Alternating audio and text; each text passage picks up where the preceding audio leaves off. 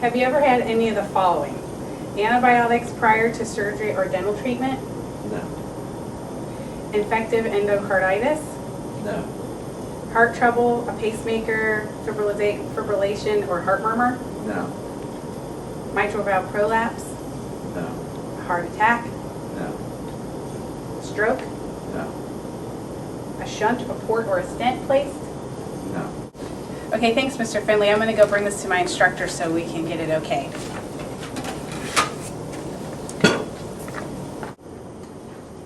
Hi, Mrs. Lukers. Hi, Amber. How's it going today? Good. I have Mr. Finley's health history. Great.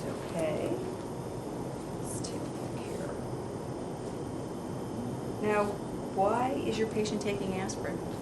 I think he's taking it for his blood pressure. I think he has hypertension. Okay. Well, was it prescribed by his physician? I'm not sure. I don't think so. Okay. Well, what do you think you should do about that? I guess I should go ask him. That'd be a great idea. Why don't you Okay. go ahead and do that? Here, let me give you your health history back, and then you can bring it back to me. Okay, thanks.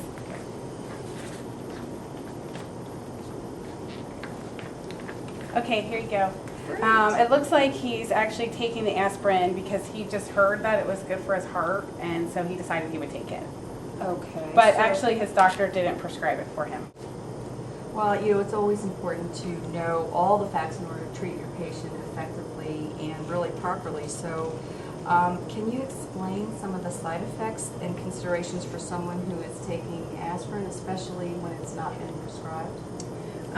Yeah, I know that aspirin can increase the amount of bleeding in the mouth, and I know that it increases the amount of time that it bleeds, so he might bleed a little more and longer. And I think I had better talk to Mr. Finley about taking any medicine that his physician did not prescribe to him, no matter what he heard. Well, that's an excellent idea because, self-medication a lot of times can negatively interfere with the medications that have been prescribed, and especially when the physician doesn't even realize he's taking something else. I see Mr. Finley has diabetes. Tell me more about what's going on with that. Well, I know it's type 2 diabetes, and he does take some glucophage, and he also takes insulin. But when I took his blood glucose level, it was 189. And he said that he ate a bowl of Golden Grams, a bagel with cream cheese, and a cup of black coffee with sugar before he came in. I guess he thought that he was going to be really hungry since he was going to be here for a while today. Well, 189 is a little high, but at least in our clinic we can still see him as long as he's not over 200. Did he test his own glucose level this morning? No, he says that he forgets to do that all the time, and he also said that because he's a mechanic and he works with his hands all the time, he didn't want to prick his fingers and make his fingers sore when he's working on the car. So, All right, so since he is not testing his blood glucose levels regularly, how do we know if he's controlled? I guess we don't know. Right, exactly. So what would you think some of the oral manifestations of an uncontrolled or a poorly controlled diabetic would be? I know that they have impaired healing. They can get periodontal abscesses more easily, xerostomia. I know that they get periodontal disease more often. They can get candidiasis, and they're more susceptible to infections. And I know Mr. Finley's also a smoker, so that combined with his diabetes puts him at a very high risk for severe periodontal disease. I'm really impressed with how much you know about this. You've really kept up with your homework. Thank you. My grandmother has diabetes, so it's something I've dealt with before. Well, now, what does Mr. Finley think is his main complaint? Well, actually, he says his wife is making him get his teeth cleaned because his breath is really bad. Well, okay. So why don't you go ahead and get started with your intra and extraoral exam. Go ahead and do the periodontal probing and the assessment. And then when you're ready, go ahead and do the charting and the dental charting too. So when you're ready, sign up for a check. And if you need any help, let me know because I think you've got your work cut out for you.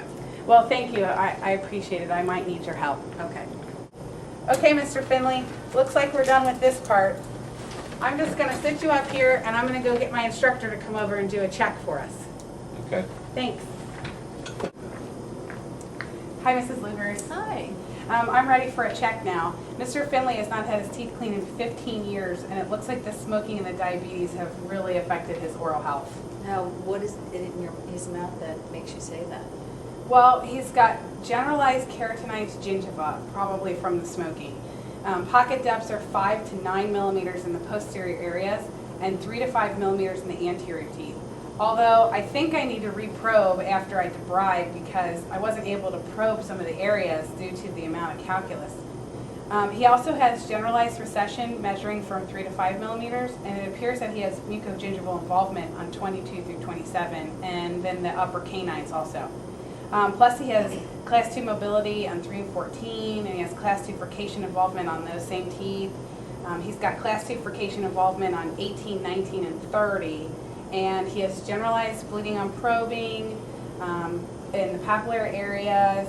He has moderate supragingival calculus on the linguals of his lower teeth and heavy subgingival calculus everywhere. And he also has a lot of staining because he smokes and he drinks a lot of coffee. Well, I think you're really right about the smoking and the diabetes affecting his oral health. His body's defense mechanisms have just been compromised by both. And I really agree with you that you're going to need to probably reprobe after debridement.